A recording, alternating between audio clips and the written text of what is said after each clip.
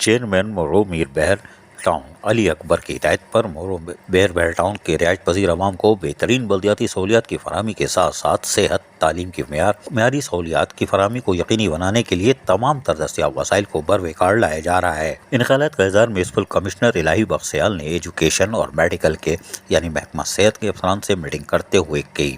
Municipal commissioner الہی بخش سیال نے کہا کہ مورو میر بہر ٹاؤن جو کہ نومولود ٹاؤن ہے لیکن اس کے اسکولوں میں تعمیر و مرمت اور سہولیات کی فراہمی کے لیے محدود وسائل میں ہنگامی بنیادوں پر اقدامات کیے جائیں۔ انہوں نے کہا کہ مورو میر بہر ٹاؤن کے اسکولوں میں تعلیمی معیار کی بہتری کے لیے اساتذہ کرام بھی اپنے فرائض پوری دیانتداری سے انجام دیں۔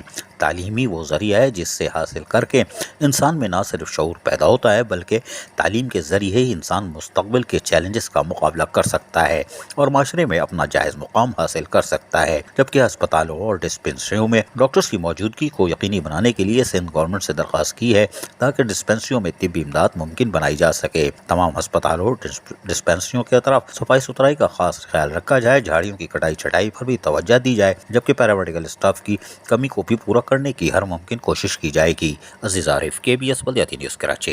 ایسی ہی خوبصورت ویڈیوز فیوچر میں حاصل کرنے کے لیے ریڈ بٹن پر کلک کر کے اور بیل آئیکن کو پریس کر کے ہم سب کے سبسکرائبر بننا مت بھولیے۔